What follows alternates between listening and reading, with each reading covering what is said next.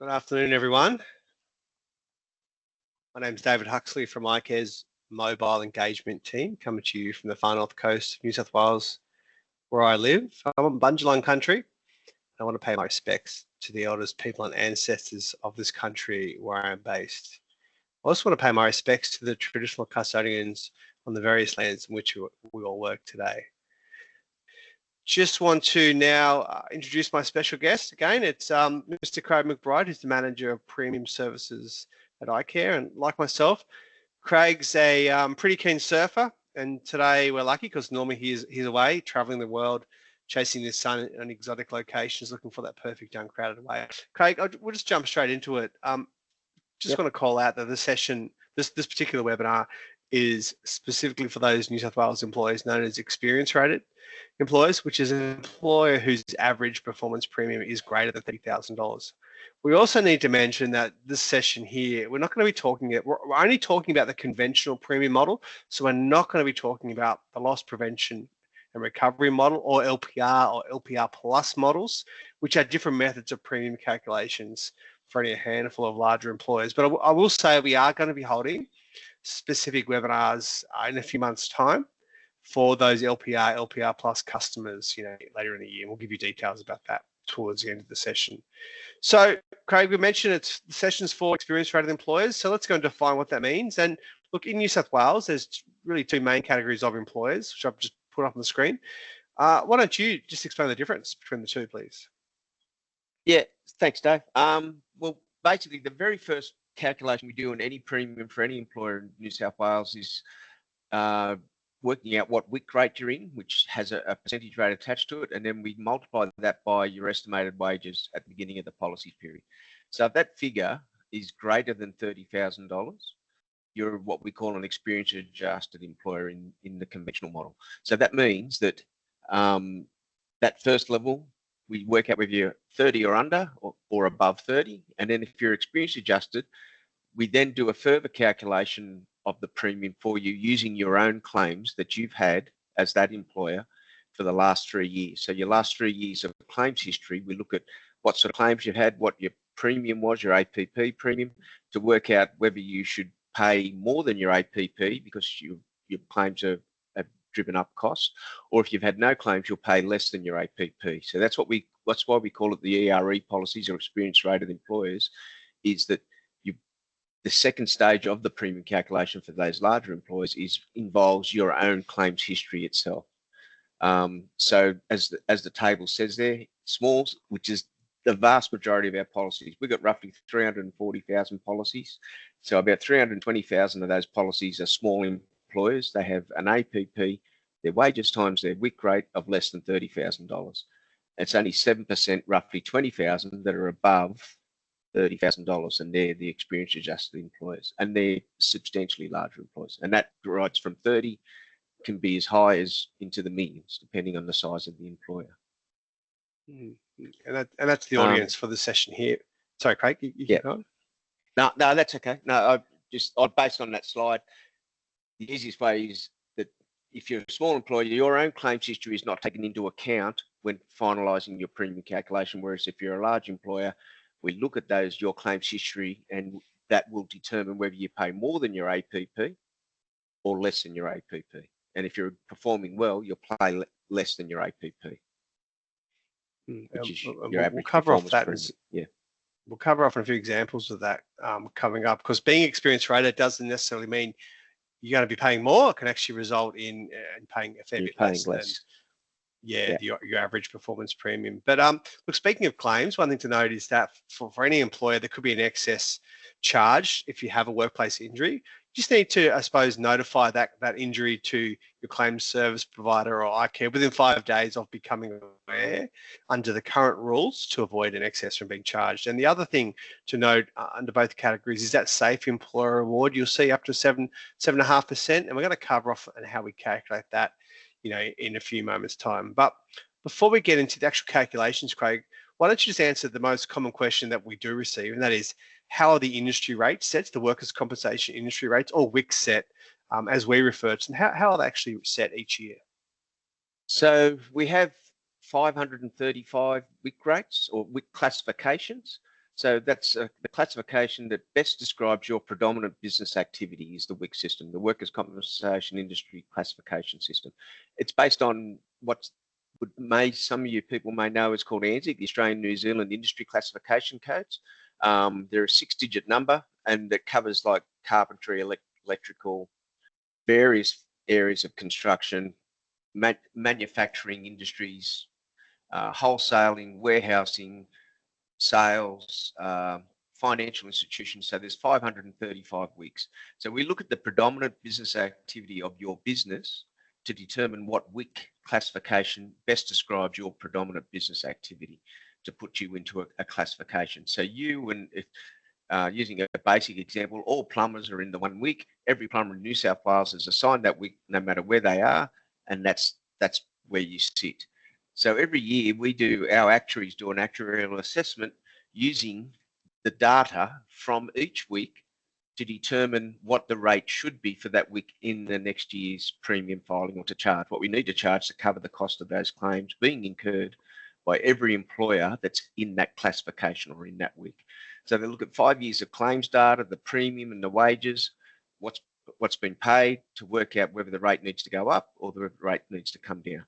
And that's actuarially assessed. We submit that filing with all of that analysis to CIRA, our regulator, the State Insurance Regulatory Authority, and they review that and have it peer reviewed by their actuaries, an independent actuary to our actuary, to say, yes, that's a reasonable assessment of the WIC rates, and they don't reject our filing, and those rates are set for the next 12 months. And the filing typically starts from 30 June to 30 June every year. Yeah, and like you said, like each employer in each industry does indirectly impact the overall rate that is charged based on their performance. So to say, using the plumber example, if enough plumbers around the state sort of improve their sort of claims performance along the way, then you may see a decrease or a stabilizing of the rate charged to plumbers, I suppose, in those industries due to better performances. Yeah. So. So yeah, look, and we'll show you some ways in a moment on what we can do to maybe help prevent, improve the performance of claims and how that impacts on premium. But listen, grouping is something that comes up a lot with larger employers, and a lot of employers today are actually grouped. Just explain how grouping works. So the grouping provisions in our legislation are based on the same provisions that are in the Office of State Revenue's legislation. So related employers or related entities where there's a controlling interest for the same set of people in all of the entities, or greater than 50% controlling interest, either being the same directors or same company office holders. So it was originally, it's set up at 750,000 now. The OSR threshold is now over $1 million, and we're talking to CIRA about having our threshold increased. But if you're related and you have other related companies, which quite often happens in big businesses, you might diverge your business to go into a different field, and it's a separate company, and you set that up so that they're isolated.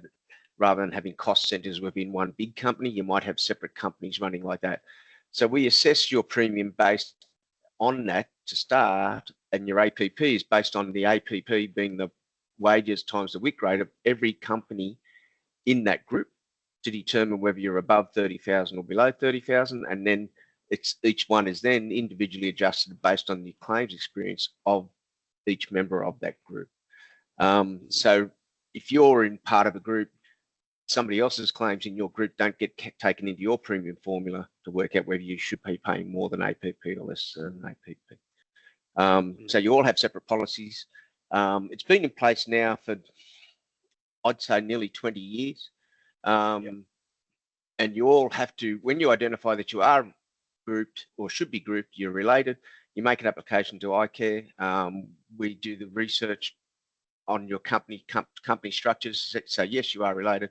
We establish or create that group, and your policies are then renewed, and they all have the same renewal date. So part of that is also that all your policies will either renew on the same date, whether it be 30 June or 31 December or some other date.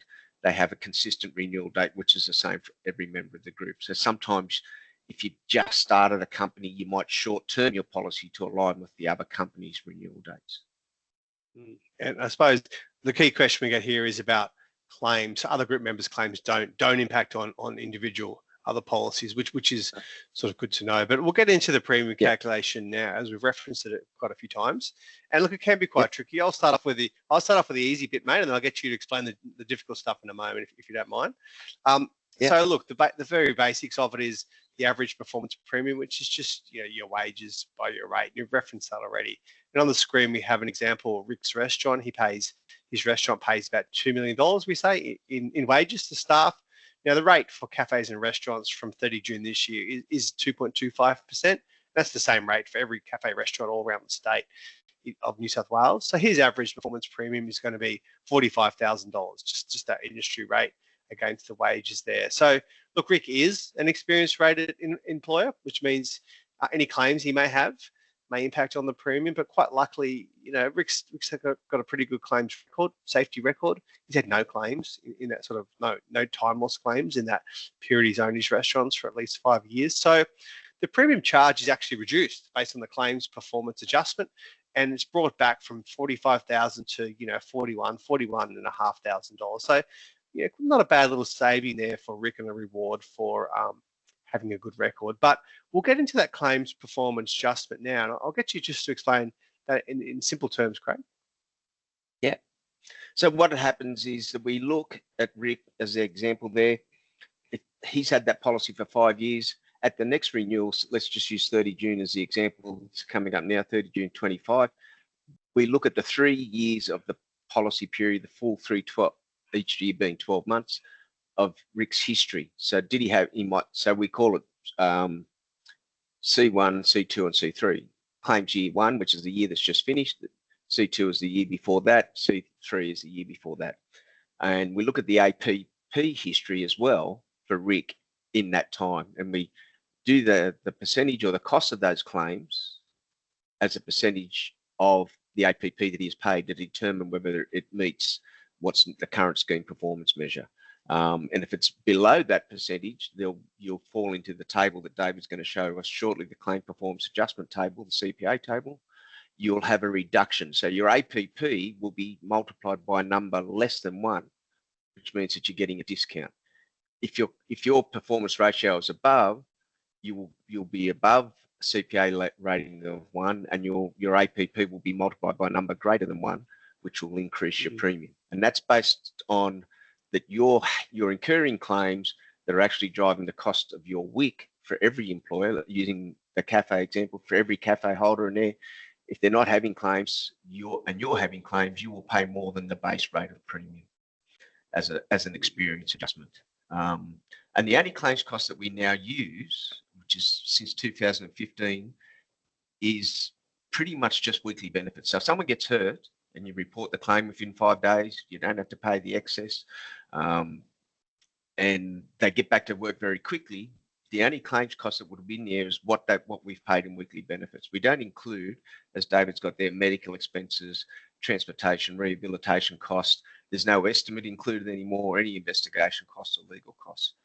You'll see on the right-hand side that the main impacting claim is weekly compensation payments, commutations, which don't normally happen very early in the life of a claim, or a Section 66 claim or a common law claim. But if they do happen to occur, they will be included. But it's not often that those expenses are incurred during that first 3 years that a claim will impact on a premium. So the main costs, as you say, are those weekly compensation payments. Now, these are the payments we make to workers when they're unfit, they have no capacity to work, or maybe they have some capacity to work, Craig, to come back and do light duties or suitable duties as we refer to them. But as an employer, you can't find any light duties. So it's really important to understand that whilst the worker is off work for whatever reason, and they're getting paid a workers' compensation weekly wage benefit, that component is going to go into your premium calculation. And we're going to have a look at that, what that can do to premiums in a moment's time. But we always encourage employers, if this is the case, the worker is fit to return to work on some form of light duties, but you can't find anything, have a chat to the case manager, because they can engage what's known as a rehabilitation provider, a rehab provider. A rehab provider is a professional in this space. And you can see on the left-hand side, Craig, that the rehab costs don't impact on your premium, but the wages paid to the worker while they're off work does impact on your premium. So get a rehab provider who can come in, look at your workplace, do an assessment, and hopefully find some meaningful duties to get your workers back to work. But we might just go back to our mate Rick here, because a bit of bad news, unfortunately for Rick. He's one of his workers, his head chef actually, has hurt herself, slipped over in the kitchen on some oil, and is off work for a bit of time. Look, Rick does report the claim within 5 days, so he avoids that excess that we've spoken about a couple of times from being charged, which is, let's just say it's $1,000. The excess is the weekly wage for the worker who's off work. So the chef's wage is $1,000 just in this example here. But what we'll do now is we'll have a look at the claims performance adjustment based on that table, the claims performance adjustment table, and just as you've already explained, and see how that works here for Rick. Yeah, so the claims experience or claims performance measure is 3 years of APP divided by the 3 years of the claims cost. The current scheme performance measure is 4.3%. So once you've done that, you do the calculation, that gives you your CPR, your claims performance rate. And depending on where that falls in the table, I don't know, it probably needs to be a little bit bigger, Dave. My old eyes, I can't see it that well, but yeah, no, it's hard to see that table. Yep. Yeah. So where that blue band is, if you fall below that band and across the top employer or category 1 or goes to category 8, and that's the bands of premium. So if you're between the very first experience adjustment threshold, 30,000, there's a band for 30 to 50,000, and there's a band from 50,000 to 100,000. 100,000 to 200,000, 200,000 to 300,000. Then I think it goes 300 to 500, 500 to a million to 2 million, and then anything over 2 million plus. If your APP and your group APP falls into one of those bands, that's where your CPA adjustment will fall once we've done the calculation there on the left-hand side, which is working out your percentage of claims of your APP. Yeah. So we might just apply this, because it is pretty technical stuff here, just to Rick's example, just based on 2 different approaches. And I get you just to explain. We started off there, Craig, with the blue sort of diagram there. Sorry, the green diagram where his APP was 45 grand, and we only charged him 41,480. But there's 2 different approaches. Just want to explain the proactive and then the passive approach and what that means in premium terms. Yeah. So just looking at, as we said, if you report the claim within your first 5 days, you won't have to pay an excess. But all the evidence that we've got is that early intervention and early reaction with a claim reduces how long people are off work for. So the longer it takes for them to get access to doctors or access to rehabilitation or access to, other forms of treatment, tends to make a claim cost a lot more because they're off work for longer. So in this case, say he gets back to work, and we said it's $1,000 a week. Using that example, he's back to work there in 2.5 weeks. None of the other expenses have been included. That would result in a claims cost ratio better than the scheme performance, so you would still pay less than the $45,000, roughly $43,910. A more passive approach was where you're not necessarily reporting it within the timeframes. You then have to pay the excess. There's delays because it's been late reported in getting treatment or doing any return to work action or working out what duties they can work into, working with the rehab providers. That can result in more wages being paid because the claim takes longer to resolve, and that claims cost impact has the potential to increase the premium more, as can be seen there. So we've got 9,500, that's 9.5 weeks off work as opposed to 2.5 weeks off, and that'll increase your base premium to 45,000 up to potentially up to 59,000. Yeah, pretty significant. So again, bearing in mind that 9,500 costs that we use to do the experience adjustment, that claim has the potential has already cost somewhere in the vicinity of 20,000 or 25,000 in total. But we only use the weekly benefits to work out the impact. Yeah, the other costs like medical we've got on the screen, and maybe some other costs along the way, treatment costs and the like, haven't been used in that calculation there. So look, in addition to the Let's change the slide. In addition to those direct financial sort of premium costs, Craig, there's also going to be a number of other indirect costs for any business, I suppose, of any size. And these could include, and the first one's pretty clear, it's a loss of productivity. You know, when you've got staff away from work injured. And I suppose in Rick's example, you know, he's lost his head chef for a period of time there. I'd say that the chef is a pretty integral part of his business. There. So what does he do? He has to somehow replace that person, cover that person while they're off work. And that takes time and resources to backfill the position there. And I suppose if you've got other staff who've got to do a little bit more work, a little bit harder over time, work longer hours, the impact on staff engagement and probably culture within the business there as well. You know, as well as business reputation. If your head chef's off work, maybe they're your main sort of chess piece here, and maybe you know what you're delivering, the products you're offering, maybe not quite as good as they're not up to scratch like they normally are. So as well as the other impacts on the screen there, we've spoken about every individual employee's contribution to the overall industry rate that is charged. Obviously, if you're paying more in premium, there's going to be some business cash flow impacts, and always the added anxiety and pressures, you know, running an organisation as well as, you know, maybe managing a workers' compensation sort of injury here as well. But we've spoken about return to work and supporting return to work and the importance of that. But there's actually an incentive there for those employers who can get their workers back earlier. Just want to explain the return to work incentive, Craig? Yeah. So I mean, they're fairly big bands, but we do have people that are off work for up to 52 weeks and even longer. But if you're proactively assisting or trying to work with your worker to get them back to work, and you've got a rehab provider and a return to work coordinator, get back to work with between 0 to 13 weeks, you get a 15% reduction on those claims costs that we used in your premium calculation.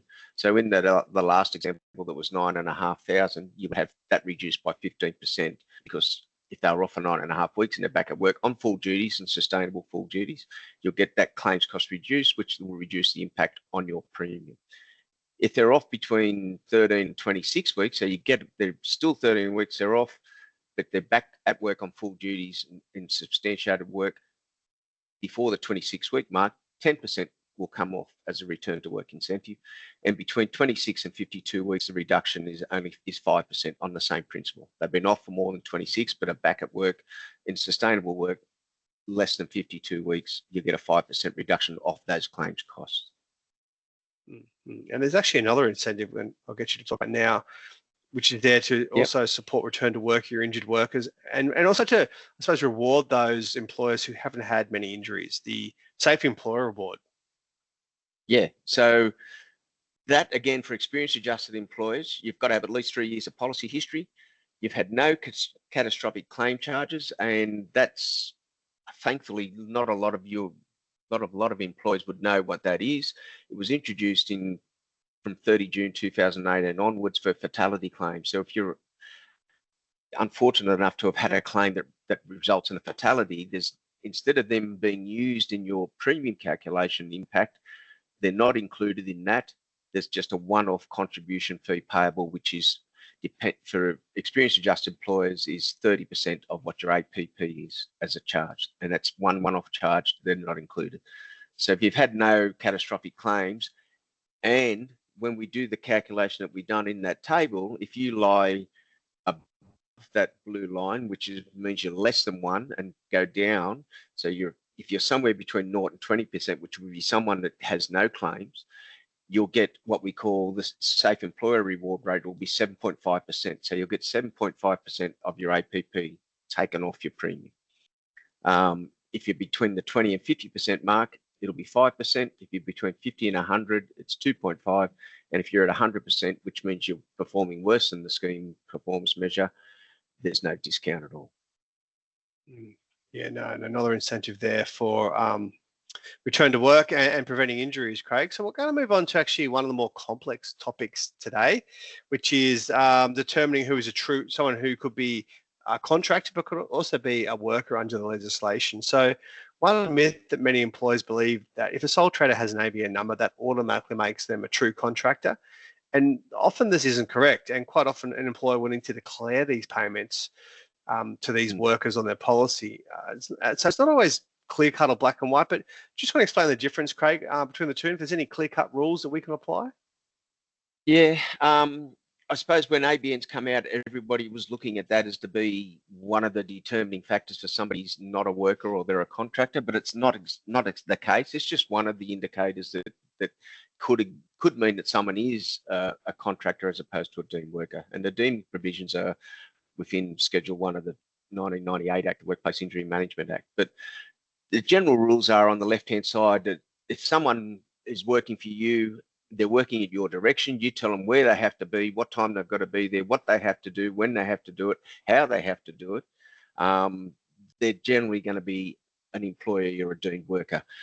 You direct them the work that has to be done. They're paid on a time basis. They don't quote. You provide them with the materials and material. They may bring some tools, but most of the time you're providing them with all the tools and material and equipment that they need. They may work for you for an extended period. Could be months on end or years on end. They don't advertise their services, and they're subject to PAYG tax arrangements. A contractor is more likely than someone that you've gone to and said, oh, I need some work done over here. It's not my expertise. I need to hire, again, let's just use one of the building trades, a bricklayer. I need a bricklayer to come in and lay bricks for me. They'll look at the job, give you a quote on the job, so they can, if you accept the quote, that's what they get paid. It's up to them as to whether how much money they make over and above the quote. That's their work. They're relying on their own skill and expertise in that trade to say, I can do that job in 5 days. I'm going to charge myself out at this, etc. They may have other workers that come in. So a bricklayer may come in. He's got another bricklayer or 2 bricklayers and a brickies labourer to come in and help and assist. So those people that come in and work in that form that have other employees themselves are more likely to be a contractor because they're working in their own trade or profession. They have employees of their own, and they get paid on the basis of a quote. They come in with all their own equipment, cement mixers, trowels, and everything else. And that business is in their own name. You've probably either seen them advertising in the newspaper or through word of mouth. You know that they work as a bricklayer. They work for you at the same time 1 week, and they'll quote to you and say, I can't come there. I'm working here for 3 weeks. The soonest I can do that job is here. So they're not under your direction or control. They're working under their own direction and doing as what they want to do in their own trade or profession. The most important thing is, if you do have people like that, is that you're actually getting evidence, especially if they have other employees, of their own certificates of currency, which evidence that they have a workers' compensation policy, because they're required to hold a policy to cover their employees as well. And I'll just add, we're actually, Craig, in about 4 weeks' time, holding a webinar to get a legal perspective on contractors versus deemed workers. And we're going to provide everyone in a moment details of how they can register and join that session. But look, if you are employing contractors, it is difficult. We always encourage you to contact iCare, our underwriting team, because you may need to declare the contractor payments in your wage declaration. So have a chat to an underwriter if you're not sure. But we're going to talk quickly about declaring your wages now, because this is an annual process that everyone needs to do. And one thing we're going to do, it's actually point 3 or 4 on the slide there. We're going to provide everyone with a copy of the wages definition manual. So everyone's going to get an email after probably the next day or so after the webinar with links to various resources. One is that definition manual, which sort of explains what you include and what you don't include in your wage declaration, but also covers off on some more complicated areas like contractors and family trusts and perhaps working directors, that type of thing here. But just want to reinforce the real importance of declaring your wages. You do have an obligation to do that, to make sure you are being charged and paying the right premium. And you have 4 months to do that from the expiry date of your policy. And we encourage you to do that online. And all, as you can see there in the green box, we encourage all communications online these days. It just allows for faster transactions and easier access. But by declaring your wages, what actually, if you're not declaring your wage, you could be paying an additional 30% loading in your future year's renewal. That can be applied if you haven't been completing your wage declarations. And coming next year in about 12 months' time, we've spoken about the Safer Employer Reward. If you are eligible for the Safer Employer Reward, but you haven't been doing your wage declarations, then you may lose that Safer Employer Reward, which can be up to 7.5%, which is, a pretty good saving if you're eligible, Mm. Craig. So please, everyone, do Yep. your wage declarations. And on time. You've got 4 months to do that from the expiry. And look, there's just one more key point I want to sort of cover off on here, which is around the reporting of claims. And this is one way, this is a bit of a snapshot here across the whole scheme. We're looking at claims reported inside of 5 days and outside of 5 days. So you report a claim within 5 days across the scheme, and the average days off is 64 days. But if you're a little bit late in doing that outside of 5 days, the average is up to 141 days across the whole scheme. And there's a differential in cost there as well. Inside 5 days, $33,000, and outside of 5 days, $58,000. So this is across the entire scheme. And on average, you'll save 77 days and $25,000 in claims costs, which then goes into your premium calculation, of course, if you report a claim within 5 days, as well as the excess. You can avoid paying an excess. And on the right-hand side, you can see the bit of a dial, and that shows the percentage of claims reported within 5 days, and we're only sitting at 59%. So there's a lot of work that can be done. Over 40% of claims are reported outside of 5 days. So report your claims earlier. If more people do that, we're going to see a reduction in costs. So this will flow on to the reduction in the overall scheme performance and perhaps flow into the overall industry WIC rate that everyone is being charged as well. Now, we're just about done. I know we're a couple minutes over, but I'm just going to recap here on the key takeaways from today's session. So if your premium is above $30,000 in average performance premium, yes, you are an experienced rated employer, and up to 3 years worth of claims experience may be used in that calculation. Report your claim within 5 days. You get a quicker return to work, save 77 days off, and potentially $25,000 in claims costs, as well as avoid paying an excess. That's a really easy one to avoid there. Looking better return to work culture, because we know returning your workers back to work, they often recover quicker, but also will save you in those payments made to workers whilst they're not at work. Stay connected with your workers. Even if a worker isn't at work, doesn't mean they don't exist. And all the research shows that those workers that have a connection to their workplace do return to work a lot quicker. Another one we didn't mention is you can pay your premium in full if you get the opportunity to, and receive a further 3% discount. You can receive that 7.5% discount of the Safe Employer Award as well if you meet all the criteria, and look, support safe, healthy, and sustainable businesses. So on the right-hand side of the screen, there's a few of the upcoming sessions that we have coming up here. So I mentioned the contractors versus deemed workers session. That's a webinar we're holding in 4 weeks. There's a number of other face-to-face sessions you can see coming up, a mental health forum in Wollongong, some complex injury sessions on the Mid-North Coast in Port Macquarie and Coffs Harbour, and another webinar actually I missed in mid-August, towards the end of August, on cross-border interstate workers, and that's going to be a webinar as well. And we're going to send you an email with all the information, how you can register for all these events. You can also register via the QR code on the screen there as well. So what we'll do, Craig, is there any questions starting to pop up here? Everyone will get a copy of the presentation. I just saw that pop up. There's lots of questions flowing through here. Did you see something you wanted to grab? Someone asked about what 3 years are used. That's the 3 years, 3 policy year policy period years immediately prior to your renewal. And it's those claims costs as at that renewal date that are used. There's no change of them when we process your actuals.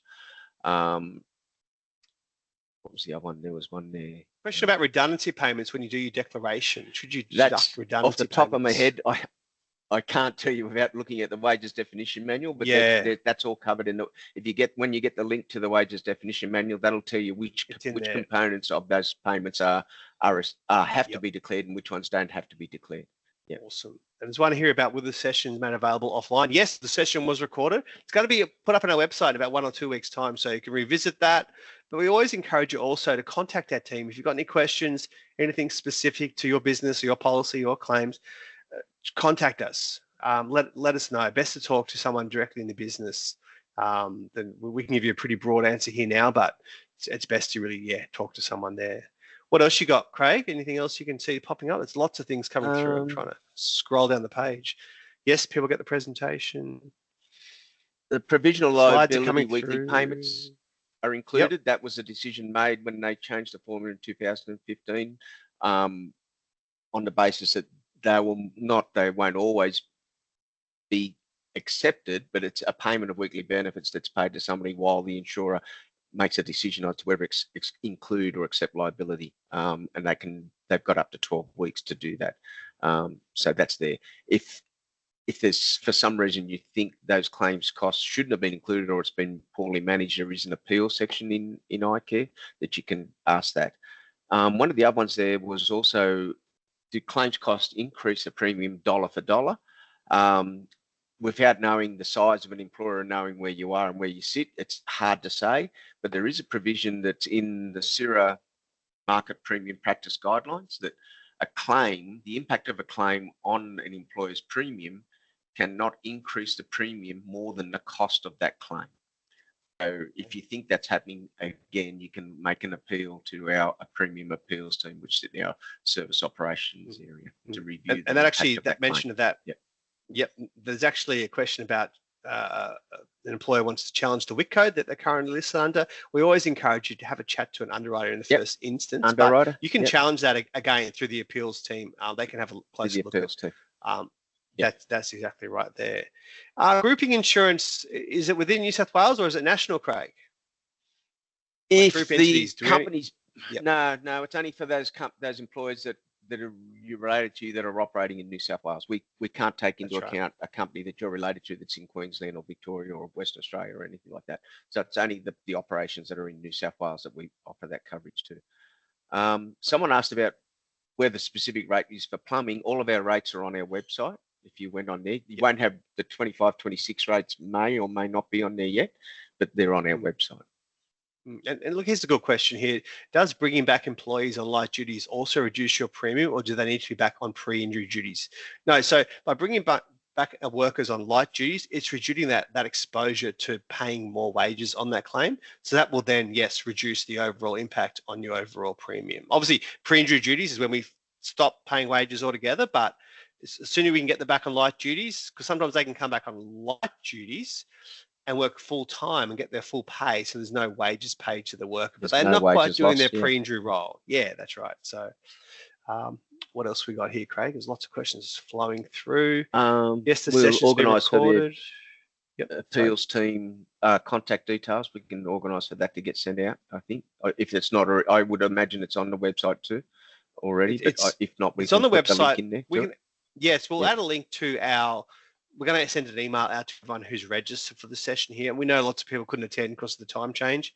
We'll put in the details in there of how to contact iCare, I suppose. And also, that team as well, if we need to escalate anything there as well.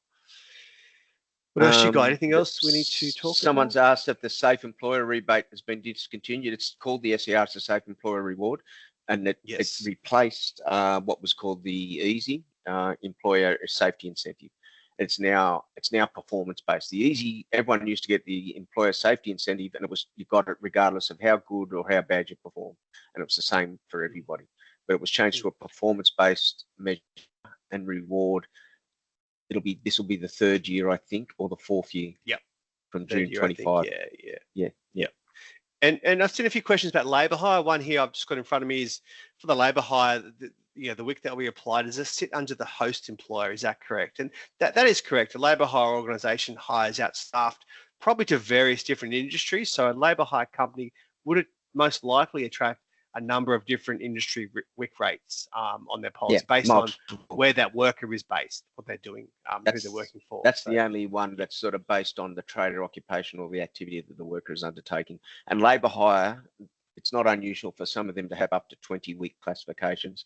Yet in the whole system of the 340,000 policies we got, 97% of them only have one WIC because they're only conducting one business activity. Yeah. Mm-hmm. And one here about if a contractor gives me a certificate of currency and I verify it is safe to assume, can I verify it's safe to assume they are a true contractor and do not need to declare them? Yeah, that's pretty much that. And if they may be a sole trader and they've got employees, but they've taken out a policy in their own name, you just need to verify those details on the certificate of currency. It's in the name of the person that you've engaged to do the work and who you're paying, whether it's a sole trader, a partnership, or a PTY Ltd. And that's evidence that they hold a policy, which means they've got employees and they're covered, which means they, as an individual, aren't going to be doing work. They're an employer in their own right.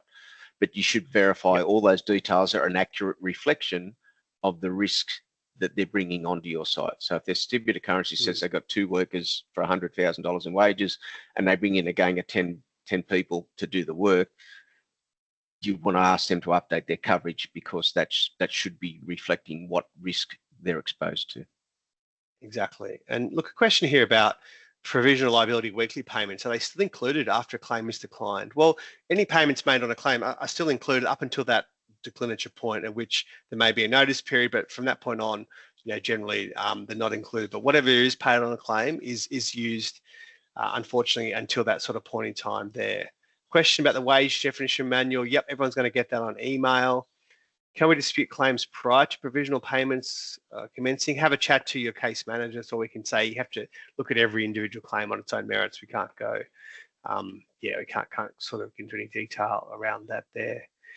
What else we got, Craig? How long are the face-to-face events? Is a great question. Normally we have a couple of different types. We have some that go for about an hour, and some that go for about 2.5 hours. But the details are on when you go onto our webpage, you'll see the different types of events that we're having, in your local area, and depending on the event, there's no more than 3 hours is absolute maximum there. So, someone's already answered that. Thanks, Sheridan.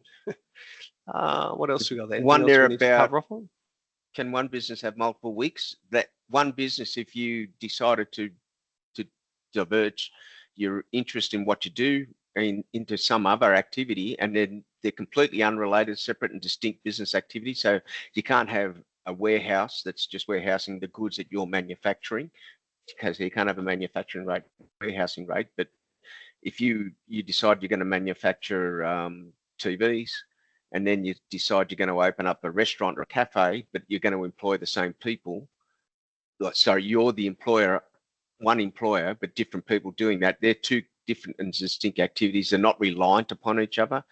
You can have split weeks. So that's the determining criteria. As long as the two business activities aren't reliant upon each other. So you're not just selling what you're manufacturing, and you're not storing and retailing what you're manufacturing. You've got two separate distinct activities. Yeah. Yeah, Kerry Hart. There's one here.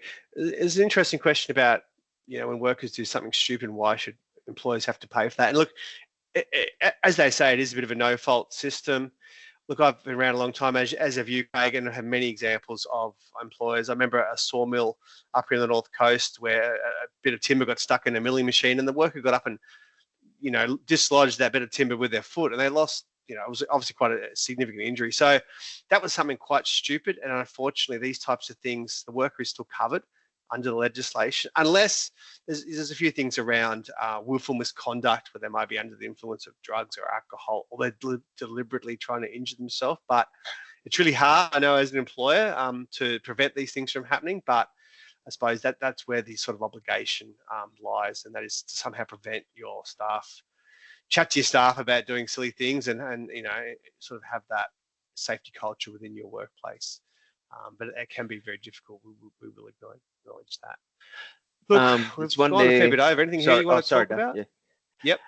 There's wonder about how to contact an underwriter or underwriting for questions about your premiums. So the 134422 number is probably the best one to ring, and you can get put onto an underwriter. And depending on how large you are, nearly everyone here's a large employer, you may have an assigned account manager, or you'll go into one of the teams that deal with those larger policies, and you can have those discussions with them. And there's also the chat with an underwriter option too, isn't there, Dave? Yes. On our website. There's a online chat. Yep, you can do that as well. Yeah. It's a question about the performance discount and what about the performance discount? Is that still around, Craig? The scheme performance discount it's different to what was the easy, and then is now the SER. The scheme performance discount was when, if the scheme was performing well, there was a discount provided. It had to hit a number of criteria to be paid, or that reduction to be given, and it hasn't been given since, I think, about 2019 or 2018. So they're two separate things. A few times people put up a timetable would be useful. I'm not sure what the timetable is about here, Craig, but we might just answer one more, because there's quite a few questions coming through here before we move on. Have you got anything else you can see we can answer? Because a lot of information here, there's a lot of information questions coming through, fairly specific to incidents that we can't respond to without knowing all the information. A separate head office, here's one here. Regarding separate WICs, does that mean we cannot separate head office employees working behind a desk with the manufacturing employees? Just want to cover off on that as a final question. Yeah. You can't do that. If that they're just there to support the people that are in your manufacturing within New South Wales and you're only based in New South Wales, you can't have that split in the weeks. Yeah. What if they had operations around all around the country? What if there was a head office operation in the state? If your head office is in New South Wales and let's just say you've got 1,000 employees, so you're a pretty big employer, and you've got 100 people based in New South Wales, and you've got 300 in Victoria and 200 in Queensland, or even if you had say 300, but you're providing corporate head office activities to support your activities in Queensland and Victoria and Western Australia and South Australia, etc. And you can demonstrate that more than 50% of that work is done to support your interstate activities and your head offices in New South Wales, you can get what we call the corporate head office rate for those people doing that work interstate as opposed to just in New South Wales. And I'll just cover off this last one because the timetable, I've got more clarity here, which is a timetable about the whole process, the whole policy process, I think. Okay. If your policy is due, if it falls due on 30th of June, you would have got your invitation to renew and your wages information, certificate of currency, probably 5 to 6 weeks before 30 June. Then from 30 June onwards, you've actually got 4 months then to submit your wages, do your wages declaration online. 4 months. Wages. Yeah, your actual wages, and then the policy just sort of goes in cycles like that, and you can pay your installments along the way monthly. And I believe you can pay off any adjustment you might have as a result of your wages declaration over 3 or 4 months. Is that right, Craig, as well? Four installments, yeah. 4 months. 4 monthly installments. 4 installments as well. So there are monthly installments there for those who pay more than $1,000. The cycle sort of goes around. You'll get the information 6 weeks, 5 or 6 weeks before renewal. Then you've got 4 months from that 30 June, if that is your expiry, to complete your wage declaration. So I hope that helps. Craig, thanks again. It's been a good session. I really apologise to everyone who may have joined us this morning or tried to join us and we had to reschedule. We will encourage you. There's lots of questions coming out, any claims-based questions. Have a chat to your case manager, who's managing the claim. And if you're not getting anywhere and you want to escalate that, you can ask to speak to their team leader or technical expert within the business. You can also escalate things internally at iCare if you're not getting the service you need or something you're not happy about. I'm going to give you that detail on email as well as all the other contact details. So thanks again. The session has been recorded and will be made available on our webpage in a couple of weeks' time. So hopefully we can see you face-to-face if we're coming to a town near you. But otherwise, hopefully you can join us at a webinar into the future. Craig, thanks, mate. Thanks for that. Thanks, Dave. Yep. No worries. All right. Have a good afternoon, Thank you, everyone. everybody. Thank you. Bye. Thank you. Bye-bye.